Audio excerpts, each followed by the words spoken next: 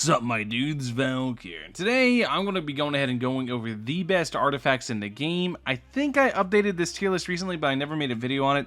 But this is the tier list that you're basically going to be looking at for Challenge Rift, for like the game in general. There's only one thing I kind of want to move around is this. I want to move All Might at tier to A, and then Key of Kings to S-, because Key of Kings, while good, not really necessary. And I'm going to move Death Note up to A and keep everything else about here. So I think this is good. I think this is relatively good, and I'll explain why each placement is where it is and why each one's really strong. So go ahead, buckle up, sit down, because we're going to be here a minute, because I do like to explain the reasoning behind my tier list. So Infinite Meta, Hyogo Q, and the Dragon Radar. Hyogo Q basically after 14 waves on an epic. I don't know what a mythic primal is, but I know on an epic after 14 waves you get a massive boost in attack. That's really good for infinites. It's way better than any other option currently for infinites. It's just absolutely insane. Really good, because it creates a very high base, at which point you can buff the hell out of. And an infinite meta is going ahead and taking Dragon Radar, placing it on Sakura, putting down all 4 Sakuras wave 0, and then every 14 waves giving yourself a massive attack buff, because once you have this down, once you have 4 people doing this exact thing, you get 16 Dragon Radar procs every 14 waves.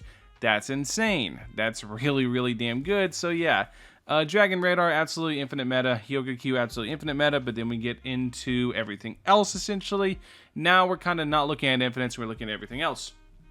So next up is the Mangekyo Sharingan. The entire game revolves around the Mangekyo Sharingan. It is by far the best artifact in the game. Mangekyo Sharingan is easily #1 in the game. Absolutely. The only reason I have the infinite meta above it is because I figure I put this on its own little thing, so people don't think I'm overrating or underrating stuff. So yeah, Mangekyo Sharingan, absolutely on its own thing. Next up is the Uta Uta Fruit. It boosts money, it boosts a bunch of stuff, it boosts everything you could ever want. The Uta Uta no Mi is absolutely insane, a really good artifact, and it's definitely S+, if R5+. Same with the Mangekyo, it needs to be R5+ to be up here, because Mangekyo has a rewind. Next up, we have CEO Hat and Key of Kings. CEO Hat, once again, is just boosting money generation. As you can see by reoccurring theme here, money generation boosts are going to be very valuable as we keep pushing forward. Money generation boosts are everything. Key of Kings makes the whatever it is cheaper on placement and cheaper to upgrade with no real negative downsides. Just really good in general. This basically makes it so you can set up buffs much faster. You put on your buffer like Shinobu, it turns her 22k upgrade into an 18k upgrade. You put it on Steve, it turns him from 7,000 something down to 600 or 6,000 something. It's just genuinely really good to have on your buffers. It is a very nice artifact to have. Next up in A, we have the Rinnegan. Rinnegan makes you immune to stuns. That's really good, and it also buffs up every stat. Crit included. Crit rate is also included in the amount of stats that it buffs up. Really good relic. Next up is All Might Hair. All Might Hair is just a really good stat stick. It gives you crit, it gives you damage, it gives you SPA reduction, it gives you 70% range as a suffix. It's just insane in terms of just being a stat stick. Next up, we have Death Note.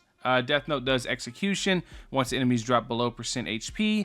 The reason a lot of people are going to be shocked, because I used to have this really high, but the more I play, the more I realize that while it's nice, it's not necessary, because more often than not in Challenge Rift, when enemies run by you, they are pretty much at like half HP. They are just incredibly tanky enemies that just spawned in, and now you're kind of boned. So yeah, Death Note, absolutely insane, but it's just like it doesn't come up as often as you think, but whenever it does come up, it is very nice. Next up, you can see we go from A tier to C tier. This is kind of like the jump we got going. Next up in C tier, there's no B tier, because yeah, I don't think anything belongs in B tier.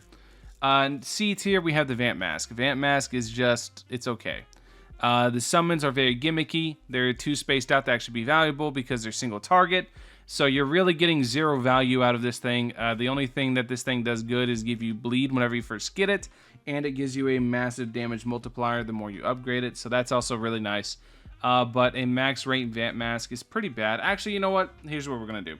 we're going to put this down in bad and needs buffs, and then we're going to delete C. So this is where we're at. We're at meta, S+, S-, A, and then these just need buffs in general. And yeah, Vent Mask, just not very good all in all. Hollow Mask, once again, you get a massive stat boost out of it, but at least the Epic is 10 seconds uptime, 40 seconds downtime.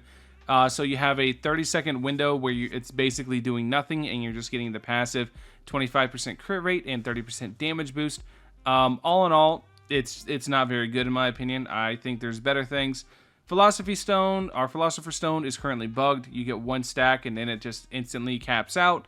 It doesn't cap out at like max, it caps out at 1 stack. So I'll wait and see. But I think even with it considering, it might still need buffs.